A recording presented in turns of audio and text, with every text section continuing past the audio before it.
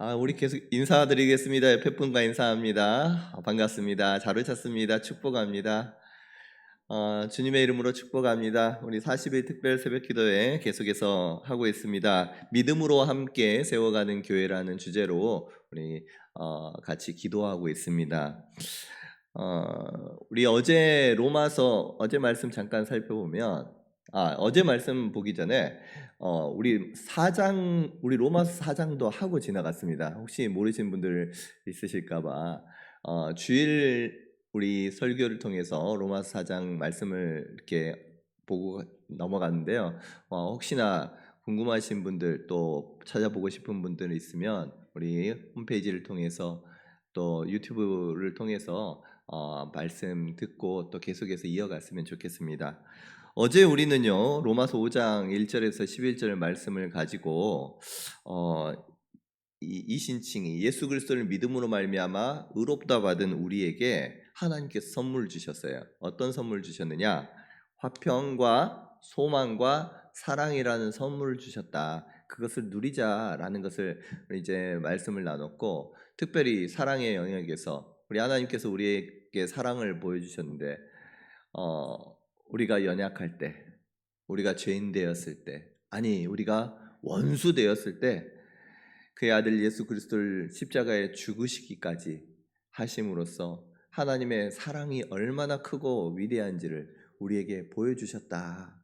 그래서 그 사랑을 마음에 품고 이제 하나님의 사랑을 전하자. 우리 이제 어제 말씀 우리가 함께 나눴습니다. 자, 그러면 이제 복음에 대해서 궁금증이 또 하나 생기는 거예요. 과연 예수 그리스도를 믿는다라고 하는데 예수 그리스도를 믿는다는 그 믿음 그거 하나를 가지고 이렇게 내가 죄도 많이 짓고 이제까지 잘못한 것도 많고 참 흠도 많은데 어떻게 그 예수님을 믿는다고 해서 내가 의롭다함을 얻을 수 있을까? 여러분, 그러한 이 궁금증을 바울이 오늘 본문 말씀을 통해서 논리적으로 또 신학적으로 풀어주십니다. 오늘 본문 말씀을 통해서 나오는데 어떤 방법을 통해서 바울이 설명을 하느냐? 이 인류의 두 대표자 두 명을 딱 들어요. 그 두 명의 대표자가 누구냐? 인류의 첫 사람이었던 아담 그리고 예수님입니다. 아담과 예수 그리스도를 대조를 통해서 우리에게 설명을 해주는데 우리 한번 12절 말씀 같이 한번 읽어보도록 하겠습니다. 시작. 그러므로 한 사람으로 말미암아 죄가 세상에 들어오고 죄로 말미암아 사망이 들어왔나니 이와 같이 모든 사람이 죄를 지었으므로 사망이 모든 사람에게 이르렀느니라. 아멘. 여기에 보면 한 사람으로 말미암아 나옵니다. 한 사람이 나와요. 누구에 대한 이야기일까요? 아담에 대한 이야기입니다. 한 사람 아담으로 말미암아 죄가 세상에 들어왔고 죄로 말미암아 사망이 들어왔다. 어떻게 해서 죄가 모든 인류에게까지 들어왔는지를 설명을 해요. 한 사람으로 말미암아 죄가 세상에 들어오고 또 죄로 말미암아 사망이 들어왔는데요. 그 다음 보니까 이와 같이 모든 사람이 죄를 지었으므로라고 말해요. 한 사람이 죄를 지었는데 모든 사람이 죄를 지었다라고 선포합니다. 그래서 사망이 모든 사람에게 이르렀다라고 말씀하시는 거예요. 이처럼 한 사람이 죄를 범하고 그 결과 사망이 왔는데 그 결과가 모든 사람에게 미치는 거예요. 이 원리를 뭐라고 하냐? 대표의 원리라고 합니다. 대표의 원리. 올림픽이든지 어떤 대회에서 우리나라를 대표해서 한 사람이 나가서 열심히 운동을 하고 또 메달을 땄습니다. 금메달을 따면요, 그 한 사람이 금메달 딴 것이기도 하지만 그것으로 누가 금메달 받았다라 그래요? 우리나라 전체가 그것으로 함께 기뻐하고요, 함께 우리는 금메달 수가 착착 올라가는 거예요. 우리가 직접 뛰지 않아도 그 대표 선수, 대표라는 그 대표를 때문에 우리 모두가 같이 그 영광을 같이 누리는 것입니다. 우리의 첫 주자, 첫 대표가 누구였다는 거예요? 아담이었습니다. 아담이 하나님의 말씀에 불순종했어요. 그 결과로 모든 사람들이 그 결과를 지게 됩니다. 모든 사람이 아담 아래에서, 아담 안에서 태어났기 때문에. 내가 개인적으로 죄를 짓지 않았어요. 아직 범죄하기 전에 태어나자마자 이 아담의 죄책 아래에서 태어나는 거예요. 아담으로 말미암아 죄가 들어오고 죄로 말미암아 사망이 들어왔던, 모든 사람에게 사망에 이르렀던 그 사망이 나하고 상관없이, 나의 의지와 상관없이 태어나자마자 이 사망의 그늘 아래 살아간다는 것입니다.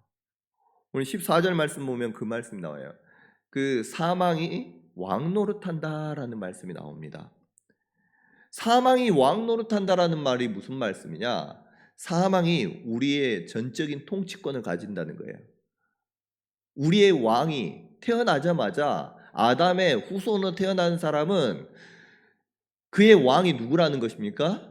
사망이에요. 사망. 죄와 사망의 권세 아래에서 종노릇하며 노예로 살아간다는 말씀이에요. 아담의 범죄로 말미암아 우리는 태어날 때부터 죄의 법 아래에 묶여서 살아갑니다.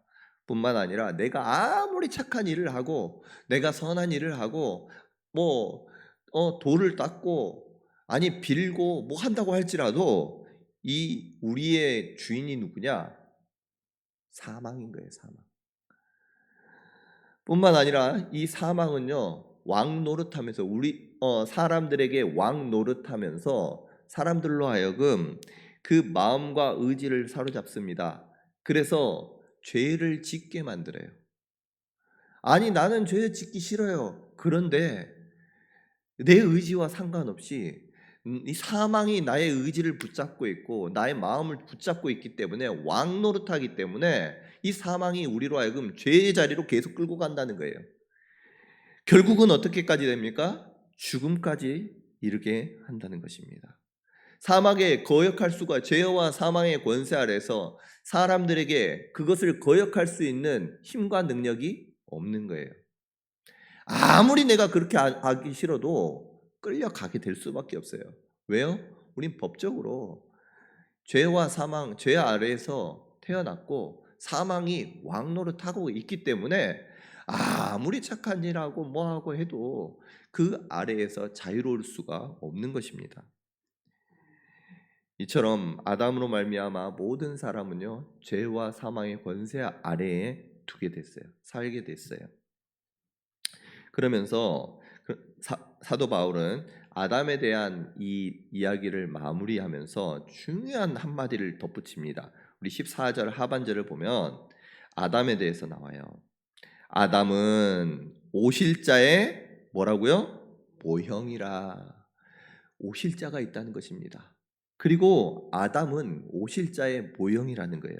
이때 모형은요, 예표라고 하기도 하고 본보기라고도 합니다. 아담은 실패했어요. 그럼에도 불구하고 이 아담은 오실자의 본, 예고편이에요. 예고편. 이 후에 죄와 사망에 실패하고 불순종했던 그 아담과 반대로 인류를 대표해서 구원을 이루실 분이 오실 거라는 것입니다. 예수 그리스도의, 이제 장차 오실 예수 그리스도의 그 예고편으로서, 그림자로서, 모든 사람을 대표하는 대표로서 세워졌던 사람이 아담이다라는 것을 말씀하고 있어요. 아담으로 말미암아 이 죄가 들어왔던 아담이 죄를 대표했다면 예수 그리스도는요, 의를 대표합니다. 의를 대표하는 원형이 된 것이에요. 19절 말씀 같이 한번 읽어보도록 하겠습니다. 시작. 한 사람이 순종하지 아니함으로 많은 사람이 죄인 된 것 같이 한 사람이 순종하심으로 많은 사람이 의인이 되리라. 아멘. 아담의 실패가 죄와 사망을 가지고 왔다면 예수 그리스도께서는 십자가에서 복종하기까지, 아니 죽기까지 완전한 순종을 이루십니다. 그의 삶 태어나면서 마칠 때까지 죽으실 때까지 완전한 순종을 이루셔요. 예수님께서 말씀이십니다. 의의 기준이십니다. 그분이 살아 계시면서 살아왔던 모든 삶을 통해서 하나님 말씀 앞에 순종을 이루시고 의를 이루셔요.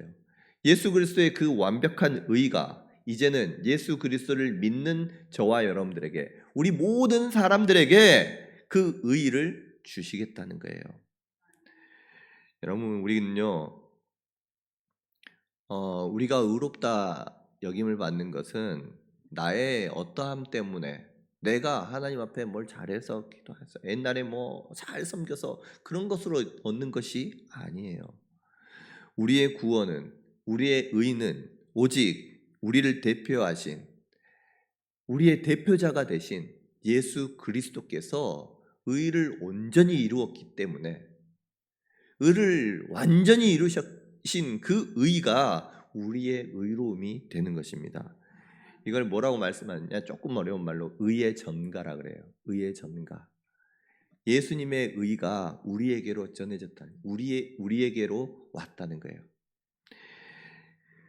이것이 바로 우리가 믿을 때에 의롭다함을 받을 수 있는 근거가 되는 것입니다.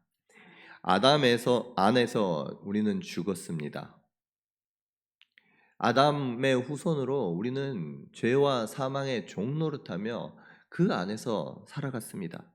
그런데 이제 예수 그리스도를 믿는 저와 여러분은 예수 그리스도 안에서 의롭다 여김을 받고 영원한 생명 아래 살게 되는 줄로 믿습니다. 이게 하나님께서 우리에게 주신 선물이에요. 자, 그리고 그러면 여러분, 하나님 왜 율법을 주셨나요? 유대인들 물어보지 않겠습니까? 아니, 아담이 첫사람이었고 실패를 했다 하고, 후에 이 대표자 예수님이 오셔서 의를 이루셨다면 처음부터 그렇게 하시면 되는데 왜 율법을 주셨나요? 이러한 유대인들의 질문, 또 우리의 질문에 그 다음에 답을 해주십니다. 자, 20절 말씀 같이 한번 읽어보도록 하겠습니다. 시작. 율법이 들어온 것은 범죄를 더하게 하려 함이라. 그러나 죄가 더한 곳에 은혜가 더욱 넘쳤나니. 아멘. 하나님께서 율법을 주신 이유예요. 율법을 들어온 목적을 설명합니다. 율법은요, 범죄를 더하게 하기 위해서 왔다는 거예요. 범죄를 더하게 하기 위해서. 여러분, 율법이 없을 때는요, 죄가 죄인지 모릅니다. 아니, 우리가 선악을 알게 한 나무의 열매를 먹고 나서는 자기가 다 선악의 기준이잖아요. 내가 선악의 기준이니까 내가 행한 모든 일들이 스스로 여기기에 악하게 여겨요, 안 여겨요? 못 여기요. 악한지도 모릅니다. 그것이 잘못된지도 몰라요. 아니, 스스로가 보기에는 그것이 의롭게 여기고 그것이 옳게 여겨져요. 그런데 하나님께서는 그러한 죄의 기준이 없는 그러한 삶에서 죄의 기준을 세우기 위해서 율법을 주셨다는 거예요. 죄 이전에는 죄로 여기지 않았는데 율법으로 하여금 이것이 죄이구나, 내가 죄인이구나 라는 것을 분명하게 알게 된다는 거예요. 뿐만 아니라 율법은요, 그 율법을 통해서 죄만 깨닫는 것이 아니라 우리가 도저히 스스로는 의롭게 될 수가 없구나, 아니 우리는 철저하게 그냥 뼛속 깊이 죄인이구나 라는 것을 이 율법을 통해서 깨닫게 하신다는 거예요. 나에게는 스스로 의롭게 여길 만한 의로움이 전혀 없음을, 구원할 능력이 우리 인간에게 없음을 율법을 통해서 보여주시고, 하나님의 은혜를 찾게 하는 도구로서 하나님께서 율법을 주셨다는 것입니다. 하나님의 은혜, 이처럼 이제는 우리의 율법을 통해서 모든 사람은요, 죄인인 줄 알아요. 율법 아래에서 죄에서 벗어날 수가 없습니다. 내 힘으로는 안 되는구나. 그것을 이스라엘의 역사를 통해서 하나님께서는 증명해 보여주셨어요. 하나님의 말씀 따라서 살아라고 율법을 주시고 그것을 행해라고 수많은 선지자를 통해서 돌아오라 말씀했는데도 불구하고요, 깨닫지 못하고 돌아올지도 못합니다. 계속해서 악으로 치달아가는 그 모습을 통해서 우리 인류의 한계를 보여주시는 거예요. 그런데 하나님께서는요, 이제는 그 율법을 은혜로 덮어주십니다. 율법이 있기 때문에 나중에 예수 그리스도로 말미암는 은혜가요, 더 크게 드러나는 거예요. 20절 말씀 하반부에 보니까 그러나 죄가 더한 곳에 뭐가 더욱 넘쳤다고요? 은혜가 더욱 넘쳤다는 거예요. 죄가 깨닫고 나의 한계를 경험하고 나는 죄인입니다 가슴을 치고 진짜 이 죄로부터 벗어날 수 없는 나의 한계를 경험하는 사람일수록 무엇을 경험하느냐? 예수 그리스도의 은혜의 그 큰 기쁨을 누리게 된다는 것입니다. 여기에서 말하는 이 더욱 넘쳤다라는 이 고백은요, 어떤 고백이냐? 넘치고도 남는다는 거예요. 그것을 초월해서 내가 이 정도 죄를 졌어요. 그러면 이 정도 죄를 진 것을 은혜로 요걸로 다 요만큼 감싸 주시는 것이 아니라, 이만큼 해결해 주시는 것이 아니라, 내가 이제 이전까지 이만큼 졌습니다. 그런데 우리가 진 죄, 그것을 완전히 초월해서 넘치고 남는 은혜로 우리에게 부어 주셨다는 거예요. 그래서 죄가 있는 곳에 하나님의 은혜가 넘치도록 부어주신다는 말씀이 오늘 21절의 말씀인 것입니다. 여러분, 이 말씀이 얼마나 감사한지 몰라요. 이전에 내가 어떠한 범죄를 짓고 내가 어떠한 삶을 살았다고 할지라도 내가 또한 율법을 통해서 이전에는 죄인지도 몰랐어요. 하나님의 말씀이 선포될 때 죄라는 것을 내가 깨닫게 되고 알게 되었다고 할지라도 하나님께서는 그 깨달음 위에 하나님께서는 더 큰 은혜, 아니 초월적으로 차고 넘치고 남는 그러한 은혜로 우리에게 부어주셨기에 우리가 더 이상 그 죄 때문에 아파할 필요가 없다는 것입니다. 우리의 모든 죄악, 그것을 차고 넘치도록 예수 그리스도의 의로 우리를 덮어주시고 싸매주시고 우리로 하여금 죄의 모습이 보이지 않도록 주님께서 은혜로 덮어주신 줄로 믿으시기를 바랍니다.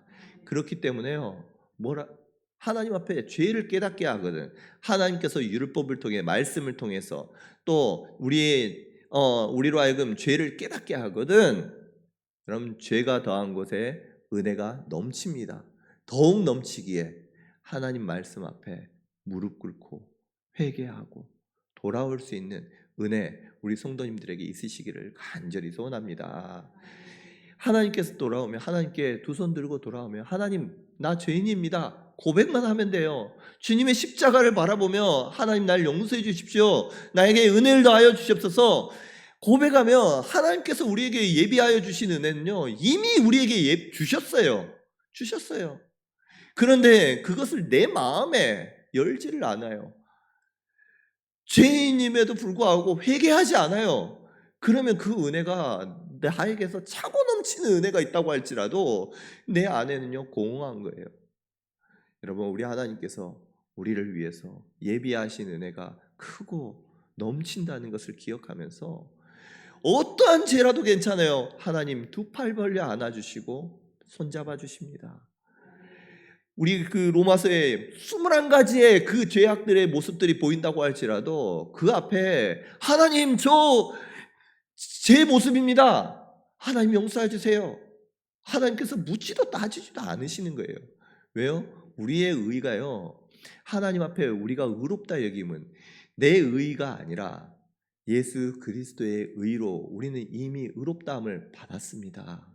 그런데 그것을 나의 것으로 여기면서 정말 하나님께서 주신 것으로 감사함으로 내가 받을 때에 그것이 내 능력이 되고 나의 기쁨이 되는 것이, 내가 그것을 마음을 열지 않으면 그것을 누리지 못하는 거예요. 오늘 그 주님께서 우리에게 주신 그 의의 은혜가 우리 성도님들의 삶 가운데, 심령 가운데 있으시기를 주님의 이름으로 축복합니다. 오늘 또한 말씀 21절 말씀 아까 보니까 한번 읽어볼까요? 21절 말씀 같이 한번 읽어보도록 합니다. 시작. 이는 죄가 사망 안에서 왕노릇한 같이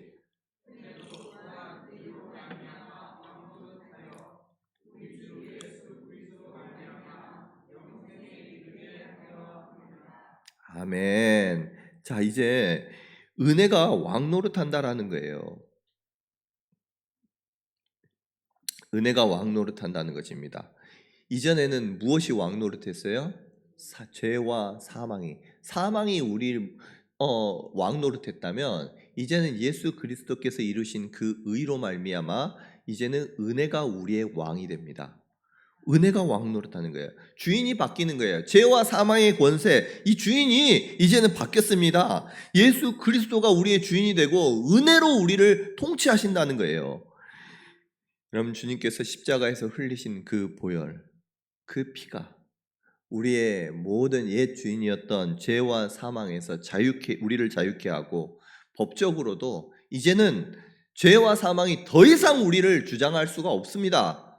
우리는 예수 그리스도의 피가 주님께서 피로 값주고 사셨습니다. 그렇기에 우리의 주인이 누굽니까? 예수 그리스도예요. 이제는 그 은혜가 우리를 통치하고 왕노릇하는 것입니다. 여러분, 이 말씀을 이제는 내가 예수 그리스도가 나의 주가 되시고 은혜가 나를 다스리는구나. 여러분, 그것을 날마다 마음에 새길 수 있는 우리 성도님들 될 수 있기를 원합니다. 그러면 예수님께서 우리의 대표자가 되어주셔서 아담이 그 대표자가 되었을 때 죄와 사망이 들어오고 이제는 예수 그리스도가 우리의 대표자가 되어서 예수님께서 행하신 모든 의가 우리의 것이 될 뿐만 아니라 예수님께서 이제는 죄와 사망의 권세에서 은혜로 우리를 사주셨다라고 하는 이 주님께서 이루신 그 모든 의가 우리에게 어떤 의미가 되느냐? 첫 번째는요, 우리의 구원, 우리의 의는 나의 의로 말미암는 것이 아니에요. 우리의 행동으로 말미암는 것이 아니라는 것입니다. 예수 그리스도의 의가 우리에게 전가되어서 예수 그리스도께서 의로움이, 그 예수 그리스도의 의로움이 나의 자랑이 되고 내 힘과 능력이 된다는 거예요. 그렇기 때문에 나의 행위와 나의 이전의 자랑들, 어떤 하나님 앞에 한 것들로 그것을 자랑할 것이 아니라는 거예요. 그것으로 다른 사람에게 이렇게 하라고 할 필요가 없어요. 열심을 내야죠. 하나님의 받은 은혜로 우리는요, 이제는 받은 은혜에 감사하며 하나님께 나타나는 우리의 헌신, 우리의 섬김, 우리의 하나님께 드리는 모든 것들, 그것은 이제는 나의 의를 나타내기 위해서, 의롭게 되기 위해서 한 것이 아니라 받은 은혜에 감사하며 나타나는 의의 결과인 줄로 믿습니다. 그렇기 때문에요, 교회 안에서 서로 그것을 가지고 자랑하거나 아니면 그것을 가지고 다른 사람을 판단할 수 없다는 거예요. 그것이 결국은 이러한 내용 통해서 로마 교회가 하나가 될 수가 있는 근거가 되는 것입니다. 뿐만 아니라 우리는요, 이제는 사망이 우리의 왕노릇하지 못합니다. 죄와 사망의 권세, 우리는 법적으로 그 안에서 우리로 하여금 주장하지 못합니다. 예수 그리스도가 또 그 은혜에 예수 그리스도의 그 은혜가 우리를 다스리고 왕노릇하는 거예요. 그렇기 때문에 여러분, 우리의 삶 가운데 고난이 있습니다. 아픔이 있습니다. 이걸 어떻게 해석하느냐? 그전에는 내가 이전에 지은 죄 때문에 이와 같은 결과가 나타난다라고 생각을 하는데, 아니요. 우리의 삶은 지금은 죄와 사망의 권세 아래에 있는 것이 아니라 예수 그리스도의 통치 아래에서 주님이 다스리시고 또 은혜가 우리를 다스려 주신 줄로 믿고 오늘도 소망하는 거예요. 주님, 나를 인도하여 주신 줄로 믿습니다. 오늘도 하나님, 우리의 삶을 인도하시고 의의 길로 또 하나님 복된 길로 인도하여 주시옵소서. 주님의 그 인도하심을 바라보면서 은혜를 구하며 오늘도 하나님의 은혜를 구하며 나아가는 것입니다. 오늘 우리 성도님들 내 삶 가운데 더 이상 죄가 사탄이 어둠의 권세가 우리로 하여금 주장하지 못한다는 것을 기억하시면서 하나님이 우리 주인이셔요. 그 주님 앞에 얼마나 좋은 길로 우리 주님께서 인도하시겠습니까? 지금 우리가 보기에는 죄와 사망의 깊은 골짜기처럼 보인다고 할지라도 우리의 목자가 있어요. 목자 되신 하나님께서 은혜의 길로 우리를 인도하시는데 그것을 믿고 바라보면서 주님 따라서 가는 거예요. 때로는 그 길이 아프고 힘든다고 십자가의 길이라고 할지라도 주님이 나를 인도하시기에 그 길이 복된 길이라고 여기면서 가는 것입니다.